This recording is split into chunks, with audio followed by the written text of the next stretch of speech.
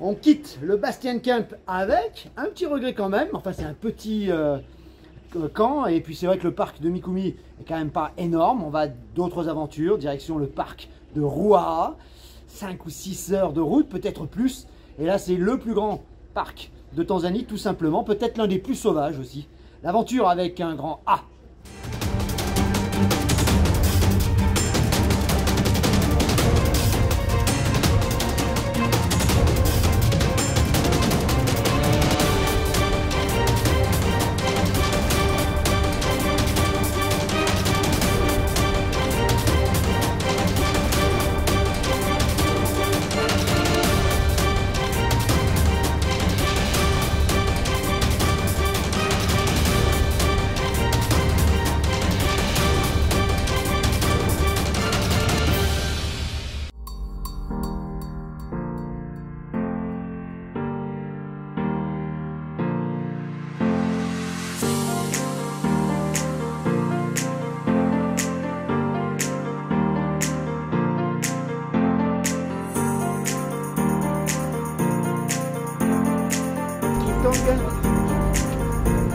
Allez, on est dans la Big Mountain Mitonga.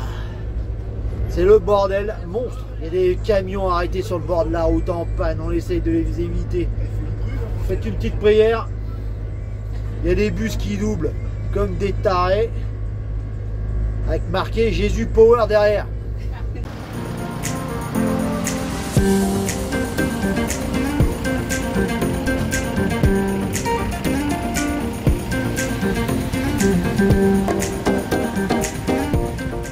Bon, c'est les routes de l'impossible. Ça fait 1 heure qu'on est bloqué, il y a des camions de tous les côtés qui sont en panne. Le col qui rejoint Iringa est l'un des plus dangereux de Tanzanie. Allez go, ça roule un peu.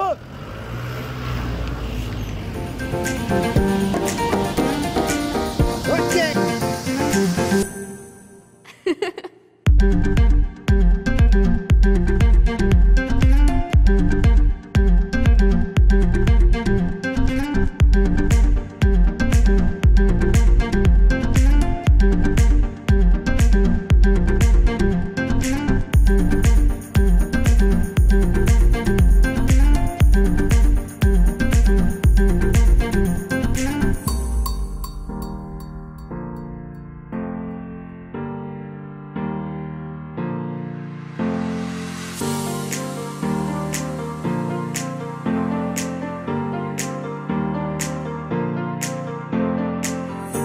Je suis avec la team du Neema là, d'accord. Bon, et à 14, ils ont un peu de mal avec les eaux, ils avaient un peu oublié, mais pour le reste, c'est plutôt pas mal.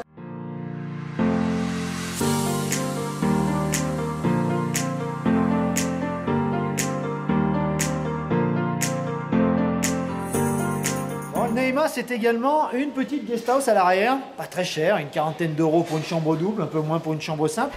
C'est peut-être une belle alternative pour pouvoir ensuite aller à Ruaha. On aurait peut-être dû faire ça plutôt que s'aventurer avec notre minibus sur 60-80 km de piste.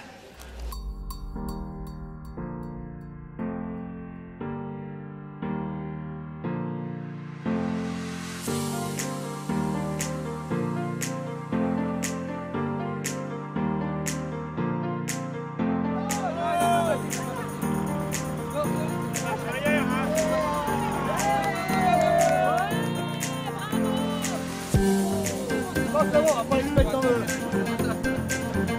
Rien n'est prévu, tout est possible.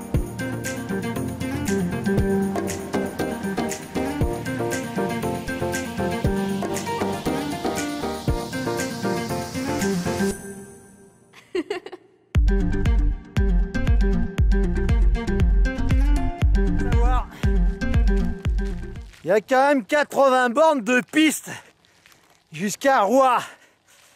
Bon, peut-être mieux d'organiser son safari depuis Iringa. Enfin bref, on n'est pas arrivé, merde.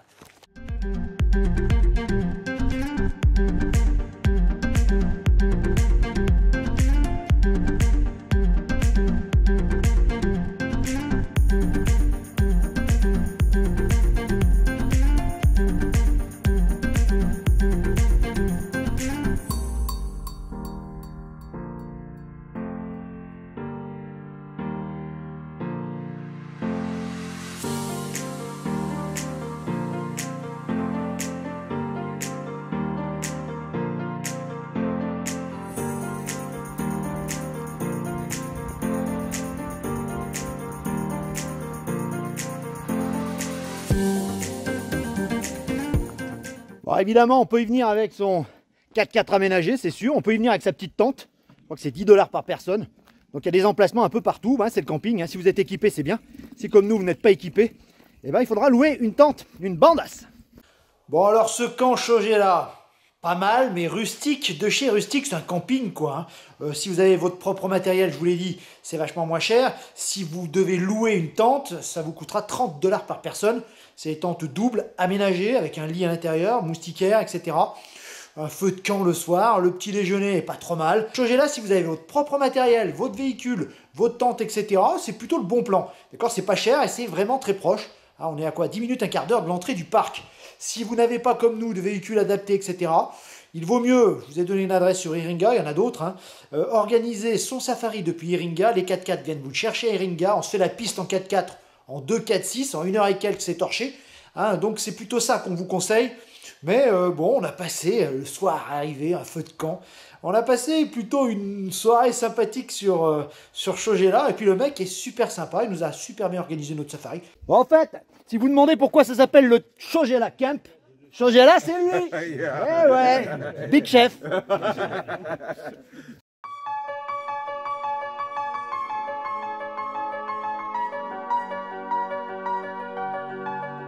On est parti pour le deuxième parc à faire en Tanzanie, dans le centre de la Tanzanie. Ruaha, c'est le nom d'une rivière, mais c'est le nom également d'un des plus grands parcs de Tanzanie, sinon le plus grand, sans doute le plus sauvage, le plus authentique. On est complètement hors des sentiers battus. Vous avez vu la piste qui nous a amenés ici hier. Allez, c'est parti pour le safari à Ruaha. On a changé de véhicule, vous avez vu? Allez.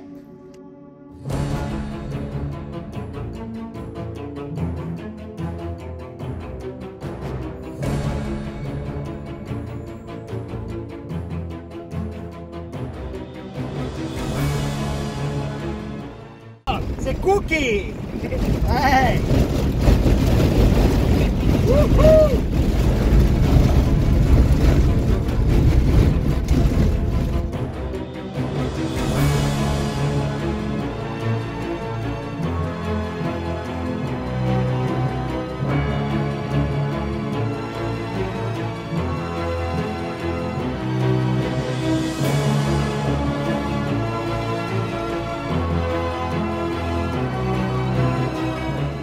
Bon, comme d'habitude, avant de prendre le billet, paperasse, on remplit son numéro de passeport, son nom, etc., etc. Ça prend quelques minutes et ensuite la caisse où on paye uniquement en visa. Bon, entrée du parc, 30 $. Vous rajoutez les taxes de 18 et quelques, ça fait 35 et quelques, d'accord. On paye ici le bandas en direct, c'est le gouvernement qui gère aussi. Re 30 $, re 35 puisqu'il y a des taxes aussi. Donc calculé, ça fait à peu près 70 $ pour le trip plus la Jeep. Allez, à tous, on est à une centaine de dollars pour le trip à Ruaha. C'est... Ouais, mais imaginez les parcs du Nord.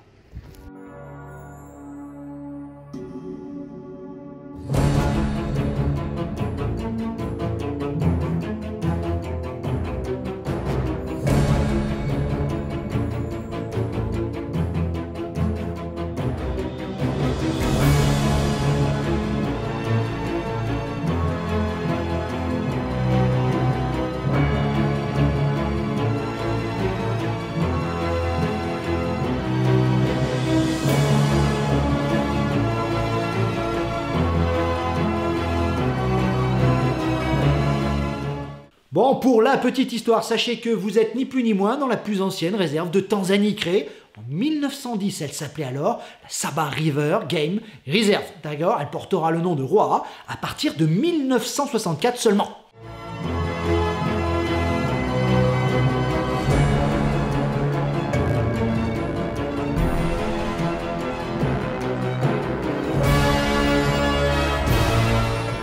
Deux magnifiques girafes qui sont en train de manger les petits arbres à brosse à dents, les petites fleurs rouges. Là. Elles en raffolent.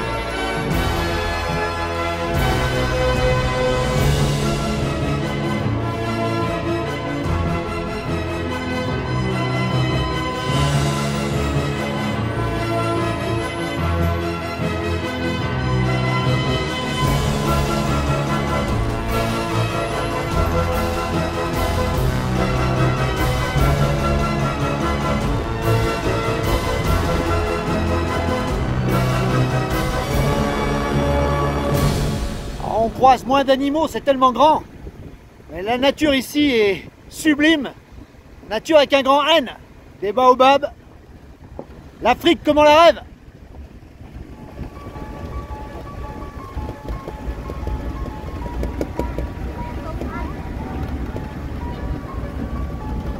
Ah ouais.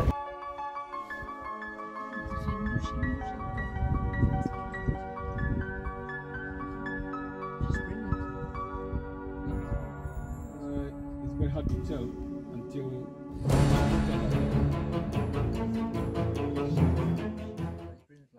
Lion. but sometimes when they are maybe Femelle, they toujours are pas de little mâle. enough.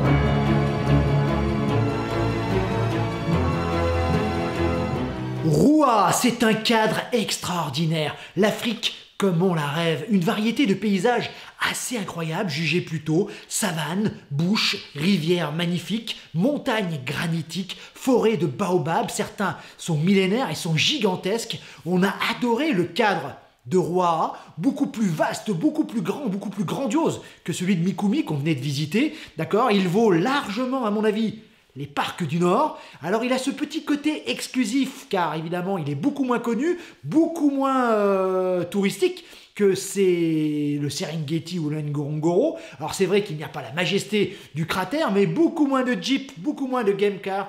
On a croisé pendant notre safari à la journée 2 jeeps au moment où on a croisé le Seigneur Lion. Incroyable, on ne saurait vous conseiller de faire la route jusqu'à Roua, elle le mérite, il est excentré, il est perdu au milieu de nulle part, une piste de plus de 80 km permet d'y accéder, mais c'est ce qui permet finalement de le sauver, c'est ce qui permet de rendre cette aventure unique et quasiment d'être seul au monde face à la nature.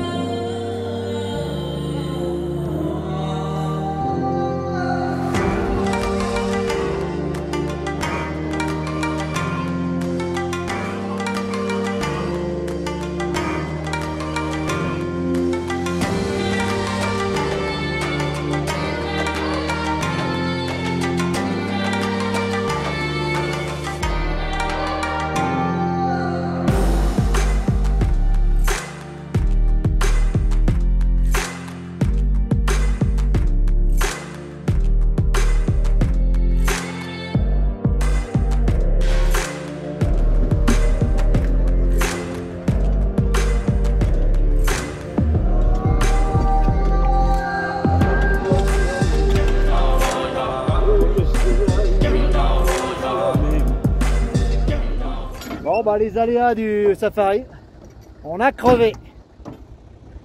Pas trop de lions à l'horizon, c'est déjà ça. Allez, top chrono. Hein? Tant que c'est pas des lions.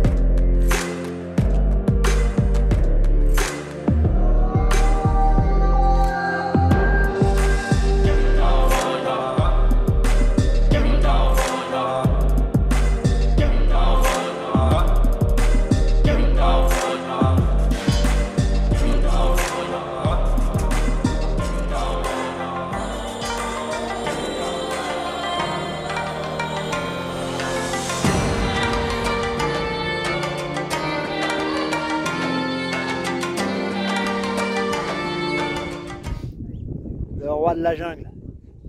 Il est là. Safari réussi.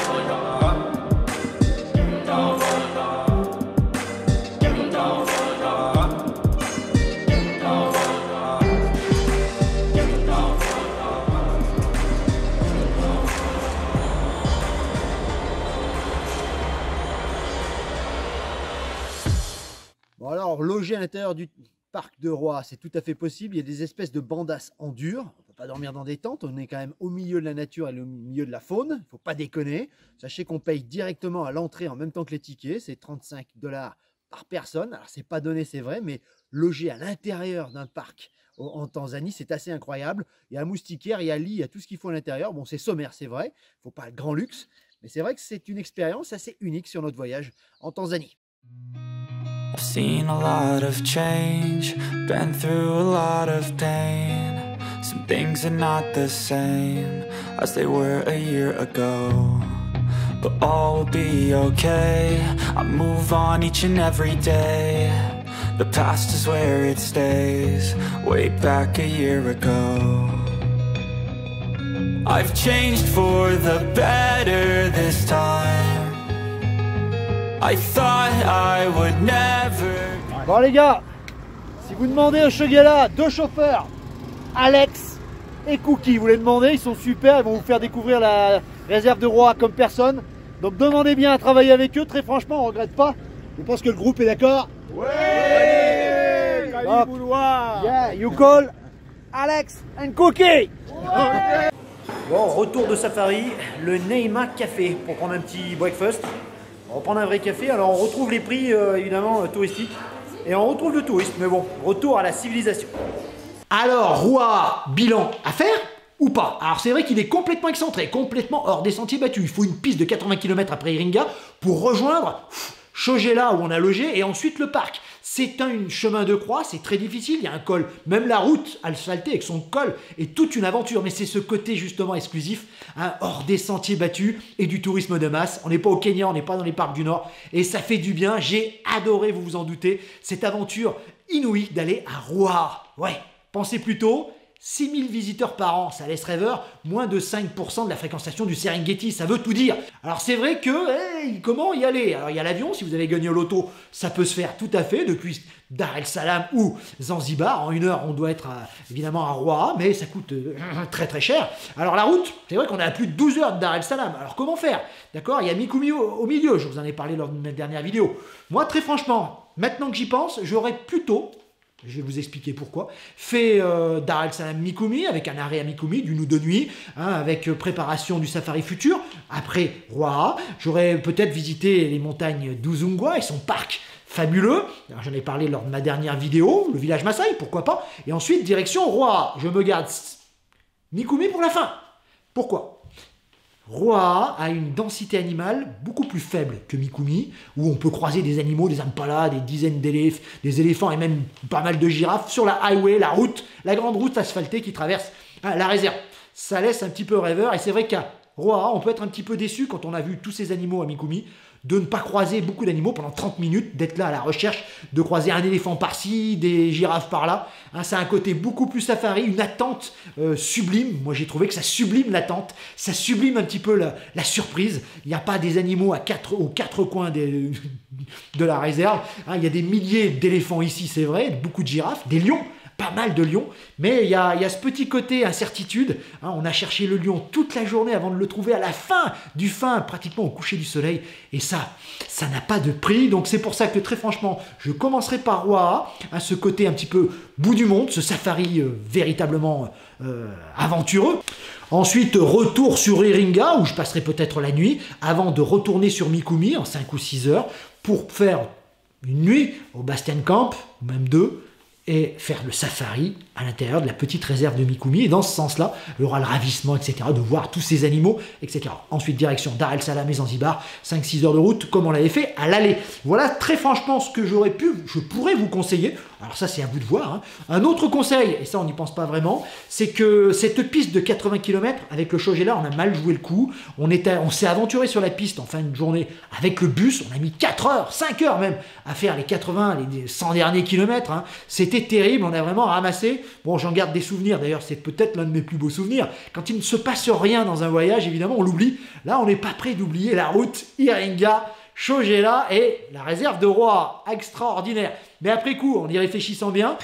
Ouais, l'idée, à mon avis, pour Ruaha, ça serait de dormir ici à Iringa, pourquoi pas ici au Naïma Café, et ensuite de se faire emmener les 4x4 le lendemain ici à 6 heures, direction la réserve de Ruaha. Il y a 70 km de route piste, on n'est pas encore dans la réserve. 9 heures, on est à la réserve, on rentre à l'intérieur du parc, une grande journée safari nous attend et on dort à l'intérieur du parc, hein, au Bandas qu'on vous a indiqué dans la vidéo. Ça serait la bonne alternative, et ensuite on revient ici, plutôt qu'en minivan comme on l'a fait, direction le Shogela, qui est très bien, hein, c'est un camping. Hein. En minibus, évitez absolument, il faut y aller en minivan. Alors vous appelez le Shogela, il vient vous chercher, mais absolument pas s'aventurer en voiture ou en minibus sur ces routes. On a mis 4 heures à faire 80 bornes.